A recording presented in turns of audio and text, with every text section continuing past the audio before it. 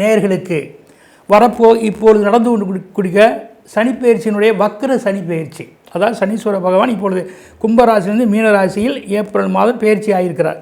இந்த பயிற்சியான சனீஸ்வரர் 13/7/2025 முதல் நவம்பர் 28 வரை, அதாவது 135 நாட்கள் வக்ரகதியில் மீன ராசியிலேயே சஞ்சரிக்கின்றார். அப்படி இந்த மீனராசியில் அவர் சஞ்சரிப்பதனால நமக்கு இந்த வக்ரச்சனியால் 12 ராசிக்கும் என்ன பலன்கள் பரிகாரங்கள் என்பதை நான் வழங்குவதில் மிகவும் பெருமை அடைகின்றேன். எல்லாம் உள்ள இறைவனை வேண்டி இப்பொழுது நாம் பலன்களுக்கு செல்வோம். இப்போது கும்பராசி அன்பர்களே,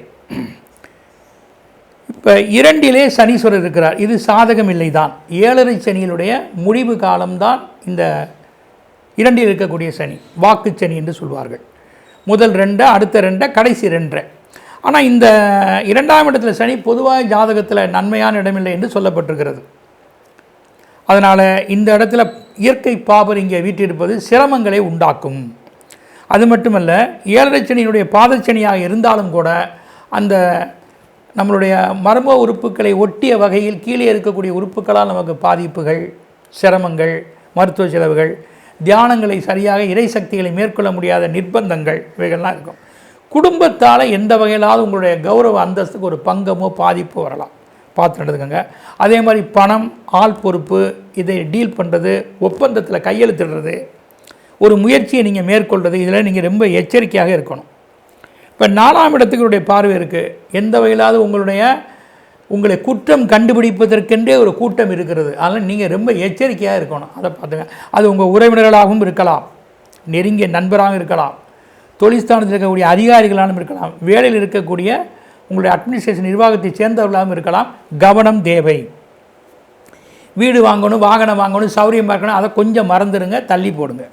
இப்போ 8ஆம் இடத்துக்குடைய பார்வை இருக்குது.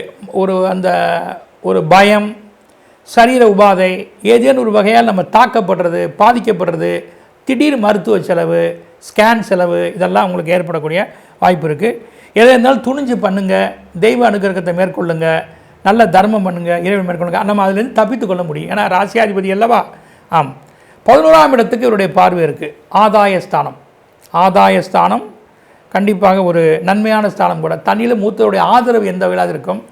நீங்கள் எடுக்கக்கூடிய சில முயற்சிகளில் உங்களுக்கு ஏதேனும் சில பக்கபலமாக இல்லை என்றாலும் கூட வெளிநபர்கள், பிற நாடு, மொழி, இனம் பேசுபவர்கள், அவர்களால் உங்களுக்கு சாதகம் வரும். கருப்பு நிறத்தவராலும் பல மொழி பேசுபவர்களாலும் உங்களுக்கு நன்மையே.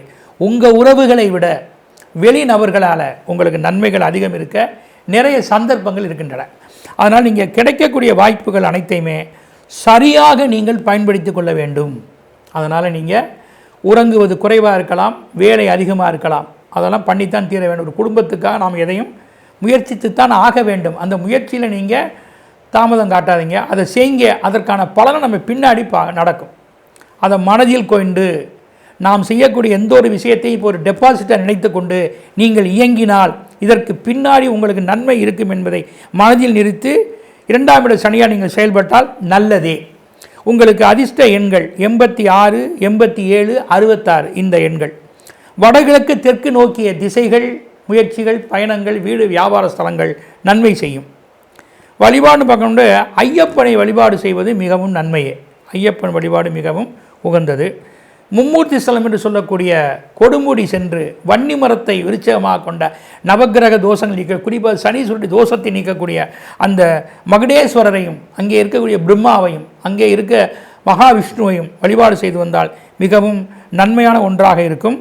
அது மட்டுமல்ல, கதிராமங்கல வனதுர்க்கையை தரிசித்து வந்தாலும் உங்களுக்கு அந்த 2ஆம் இடத்தவருடைய சனீஸ்வரருடைய பலன்கள் யாவும் நீங்கிவிடும். இதற்கு பரிகாரங்கள் பார்க்குற போது இனிப்பு பழங்களை தானம் செய்வது, அங்க பிரதட்சணம், அடிப்பிரதட்சணம் இவற்றை கொண்டு இறைவனை வழிபாடு செய்வது மிகவும் சிறப்புடைய ஒன்றாக இருக்கும். மற்றும் வழிபாடுகள், பதிகங்கள், பாசுரங்கள், அம்மனுடைய துதி பாடல்கள் இவைகளெல்லாம் நீங்கள் பாராயணம் செய்வது, ஐயப்பனுடைய கவசங்கள் இவைகளெல்லாம் நீங்கள் பாராயணம் செய்வதால் உங்களுக்கு அந்த 2ஆம் இடத்தில் இருக்கக்கூடிய எந்த இடையூறுகளும் நீங்கி சுபிட்சமும் நன்மையும் விரைவாக நற்பலன்களை நீங்கள் பெறுவீர்கள். ஸ்ரீ குபேரன் டிவியை பார்த்தமைக்கு நன்றிகள். மேலும் இது போன்ற தகவல்களை தெரிந்து கொள்ள ஸ்ரீ குபேரன் டிவியை சப்ஸ்கிரைப் செய்யுங்கள். மறக்காமல் பெல் ஐக்கானை கிளிக் செய்யுங்கள்.